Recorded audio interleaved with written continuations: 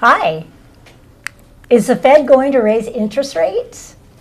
Are there new loan limits in our county? I'm April Hugh.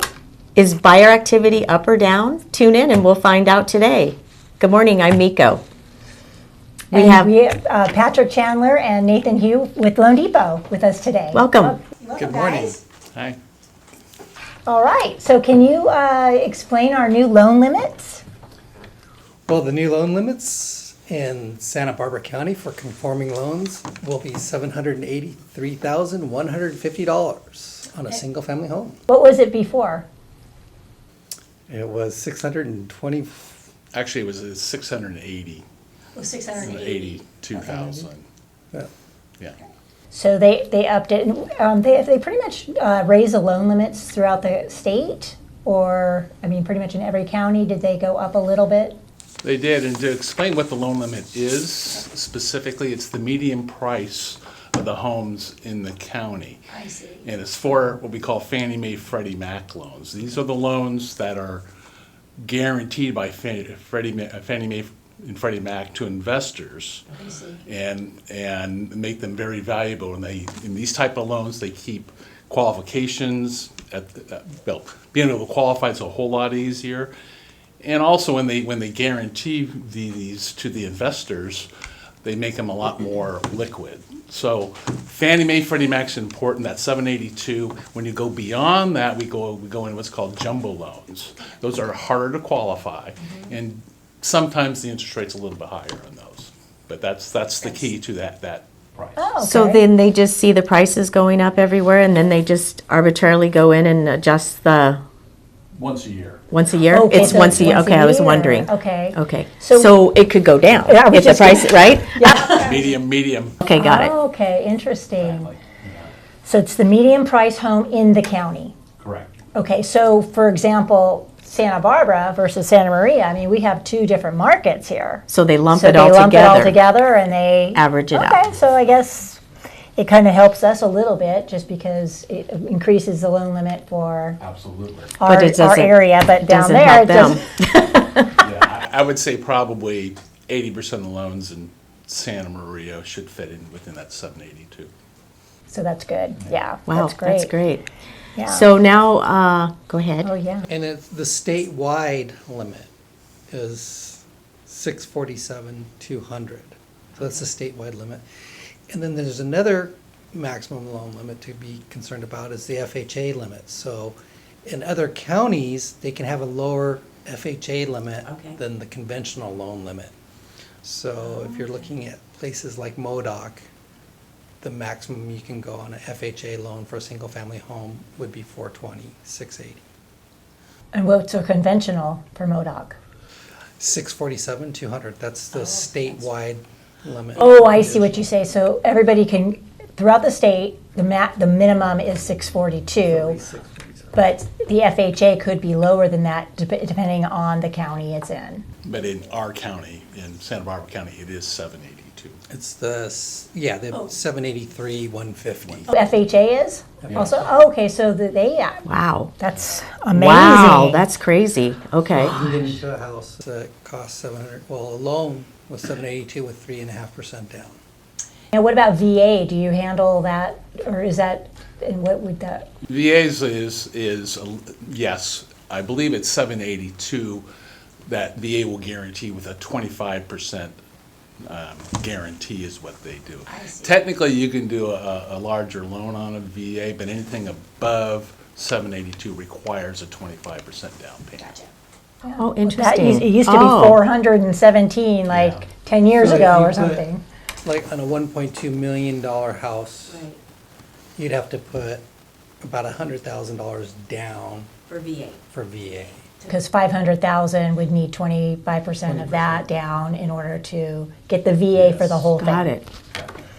Interesting. Yeah, well, that's really, it's amazing with these prices and the loan limits and now interest rates right now, what are they kind of? They've been tracking upward. The Fed has announced that they're going to raise the overnight rate by 0.75%. Now, the overnight rate and mortgage rates are not directly tied together, but they tend to move in conjunction with each other. The most important thing about mortgage rates is what is the Fed doing with mortgage-backed securities? And are they continuing to buy mortgage-backed securities, increasing the amount of money available for loans? So long as they are doing that, rates will stay low. The Fed has announced that they are going to start tapering that purchase of mortgage-backed securities, decreasing the money supply, increasing rates. So that's the thing that we look at very closely. And they're saying 3 to 4 times this year that they're planning to do this? Or is that? What I've been reading, and this changes, it seems like, is at least 2. Okay. But that 2 could, generally when they do increase the rates, it's a quarter point. But they could do a half a point very easily. Okay, so the idea is maybe through close to the end of the year that they're really concerned about inflation. And this is one way you got to decrease the money supply. You got to Curb the inflation. Inflation. Yep. put less money into the economy. One way of doing that is increase the cost of borrowing, and that's what they're doing. And to what we're talking about is when they're buying, the government is buying mortgage-backed securities. They're buying the Fannie Mae, Freddie Mac up to $782,000, and when they start decreasing on that, it's less. That's going to raise interest rates because we're going to have to find other buyers for that. So now so I was told years ago that every 1/4% of a hike eliminates so many buyers. I mean, what are we looking for, like a monthly payment difference? Yeah, so let's say, what's the current rate right now? 3, and I would say 3. No, it's higher than 3.5? that. It's Okay. pushing 3.5, maybe 3 5/8. okay, so let's round it off. Let's say it's 3.5 right now in a $600,000 house, and potentially by the end of the year, we're looking at 4.5. So that's another, Maybe higher. okay. If they do Okay. half a hike. So then what are we looking at for a, Qualifying, I can't give you specifics on here, but every time you do raise it, like say a quarter point or so, you're probably eliminating maybe about 5% in 5% of the population qualifying by raising it by that much. Yeah. So it makes it tougher, and Fannie Mae, Freddie Mac, FHA have not changed their underwriting guidelines in a long time where they can accommodate. Sometimes what they'll do is says, okay, rates are going up, we'll make it a little bit easier by allowing a higher debt ratio or something. Like they have not done that. not done that. On a positive note, Okay. We got positive. higher this year. A lot of people received substantial increases, and across the board, wages have gone up. So we are seeing qualified buyers who are earning more, therefore they're able to afford more. And one of the things that we have to look at is, as they are increasing their income, the increase in the housing prices and their monthly payment is not increasing as much as their incomes have gone up. So some buyers actually have more liquid money to pay their home prices. So that's also helping home prices go up. Okay. So over the past few years, I can't tell you how many people have told me, I'm just going to wait and save the money for my down payment. But my approach to, or my comment to them was, you'll never be able to save enough for the appreciation that's happening. Well, But- just recently, for sure. For sure, right? Yeah. But is there ever a time that's a wise idea to wait and try to save more money? Well, and we were talking about this earlier, is there's a misconception out there with a lot of potential home buyers that you have to put 20% down on a property. That is just not the case.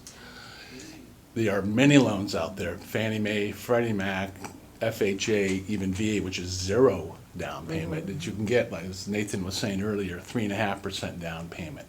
On the Fannie Mae, Freddie Mac, you can get with 3% programs through the Home Ready. There's Cal FHA, which you can come in with 3%, and in a lot of ways almost come in with nothing with closing costs. So back to your question, should you save for a down payment? Well, you don't have to. With the appreciation of homes, getting in sooner rather than later, regardless of the interest rate, is probably the way to go. Right. Plus, you don't have to worry about the landlord raising the rent. Or wanting to sell. Yeah. I have a lot of people like, Yep. what do we do? Yeah. They want to sell. It's a great time to sell, so landlords are taking Yep. advantage of that now, and now they can do the evictions. And And rents have increased nationally by over Yeah. 12%. So is the refinance market done, or is there still people jumping in? It is certainly curtailed, certainly. I mean, a lot of people refinance just to get a lower rate. Well, if you've refinanced the last 3 years, there really isn't a lower rate right now. But people are always wanting cash out, Oh, interesting. always wanting cash out. So even though it's been curtailed for people that are doing rate term refinances, people want to take cash out maybe to buy an investment property, maybe to invest in something. So we're seeing a lot of that. okay. Well, yeah, with all the equity in their homes now too, right? So it's kind of take advantage, and I mean, Is there a percentage that is allowed to take out? Generally speaking, you can borrow up to 80% of the value of your home. So let's say you have a house that's worth $500,000. 80% of that is $400,000. If you owe $300,000, then you can get $100,000 out less closing costs. wow, okay. So that can still come in handy for some people, and to do what you had just mentioned, either buy another property or do some maybe home improvements or, whatever. Now, that's a good question too about a home improvement. So would it be better to refinance, or would it be better to just get an equity line? If you're going to do like $50,000, $60,000 worth of work, which way would you recommend? Depends on the individual circumstance, what the current rate is, what's the difference between a HELOC rate and the monthly payment, and whether or not they'd be better to go off into a refinance. Most HELOCs end up being paid off by a refinance of the entire mortgage later. So my normal advice to most people is just do a refinance. You're going to save yourself a whole lot of money and a headache down the road. But of course, if you want to do a HELOC and refinance later, I'm happy to do that too. Yeah. And just for clarification, a HELOC is a home equity line of credit. Thanks Thank you, for Patrick. that. Thanks. And it's always nice to know ahead Yeah. of time what's expected of a buyer on your end. Can you kind of go over that with our viewers as well? When they call you and they say, we want to buy a house. And you say, great. Do you have good credit? How's your credit? How much can you afford? In other words, what kind of income do you have? And if they're buying a house, do you have a down payment? And if you don't have a down payment, do you have a plan? And if not, then we can explore the avenues like down payment assistance program. But for most people who are going to buy a home, they know that they need to have some money down. Oh, sure. Right. Or gift money coming that they can rely on. So most people will have a plan, and if they don't, we can go over their options. Okay, perfect. Yeah, and I'm just to add on to what he said there. If having that plan is really important, what would help your lenders obviously is go to an experienced lender that a good realtor would recommend, but experienced lender. If you're self-employed, that's important because they are not as easy to qualify. We need documentation, tax returns for a couple years, profit and loss, bank statements, that sort of thing. So come prepared or be ready prepared, but listen to your realtor on who they recommend as an experienced lender who can do a good pre-qualification. Now, do you Yeah. pretty much do everything, do you start people off online? Or do you still do the in-person thing with all this? It's really. Does it, whatever? Which that brings Preference? up, I wanted to ask you now, Yeah. are you seeing a shift in the market right now as far as like how busy you guys are, and appraisers and all of that? Are we getting things done in a little bit more timely fashion now? It's a big difference, actually, Yeah. yes. We at a point when it was so busy 4 months ago, finding an appraiser was very difficult. We're not having any issues at all right now, because it has slowed down, obviously, with inflation and higher rates, and it's January still. Right, You I know, mean, it's like just- all the factors kind of, Exactly. yeah, together, taking effect. Fact, but I actually kind of like it because it's like the appraiser, gets I out there know. right away, and everything is just done, and you don't have to stress on the timelines, and so it's kind of nice, a little break from just that. The other thing we are seeing are more bank statement loans. So people who show no income, who are self-employed, we are doing a lot more of those types of loans. Interesting. So seeing that. Yeah, those are non-Fannie Mae Freddie Mac loans, and it's another alternative to being able to qualify to buy a home. Self-employed people, it's important. And the reason for that is, with self-employed people, is when we qualify them on a Fannie Mae Freddie Mac loan, we pretty much take your bottom line net, what the income shows what you're gonna pay payable to the IRS. You might make $100,000, but you might show 30 at the end. Unfortunately, that's not gonna qualify you for a Fannie Mae Freddie Mac loan. So the bank statement loan it allows us to ignore those tax returns and just take their deposits and take an expense ratio, and now they can qualify them for that. Now, those loans require a little bit more of a down payment, okay? And they're probably gonna have a little higher interest rate, or they may not have a 30-year fixed. But it's a godsend for people who are making plenty of money, putting a decent down payment, have good credit, but are just not showing it on their tax returns. Oh, interesting. So like when you say it might require a little bit more down payment, are we looking at like 10% or 25? 20? Yeah, usually, I think we have them as low as 10%. Okay. But you're not gonna get a 3% or a 5% down. Yeah, gotcha. No, that's All right, good. well- That's good to know, yeah. More money down you put, the better the rate. And the other thing that we also have now are the 10% down on jumbo loans. So people can buy a house for 1.5 million with $150,000 down and not pay mortgage insurance. I was gonna say, really? No Wow. mortgage insurance for that? Whoa. That's I amazing. want to go get a house. So they explain what mortgage insurance is. If you put less than 20% down on a Fannie Mae or an FHA, well, actually FHA is a little bit different. The lenders have an extra cost called mortgage insurance. It's a risk. You're putting less of a down payment, so it's a riskier loan. So you'll have to pay that mortgage insurance premium until you do have the 20%, or in some cases 22% there, which you can either refinance or eventually it will drop off. But that's what mortgage insurance is. Okay, that's good to know. Are there other tips that you could tell the buyers that would make the whole process a little easier and smoother?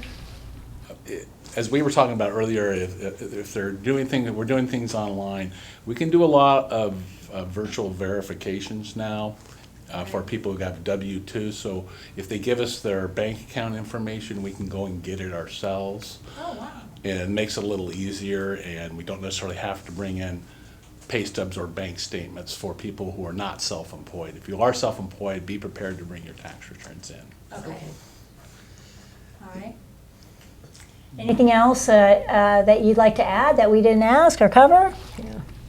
No, I'm good. All right. Just make sure you call your realtor and get Right pre-qualified. And again, Patrick and Nathan, Patrick and Nathan. What are your numbers and how can people reach you? I'm at 805-878-1007. And I'm Patrick. I'm the better looking one. 805-588-2767 is my cell number. And they're with Loan Depot. And my name is April Hugh, and I'm with Century 21 Hometown Realty, and my number is 805-878-5056. And I'm Miko Nehman with EXP Realty, 805-714-8124. And thanks for watching. Yeah, we'll see you soon. Thanks, Bye. you guys. Thank you. Thank you. Bye.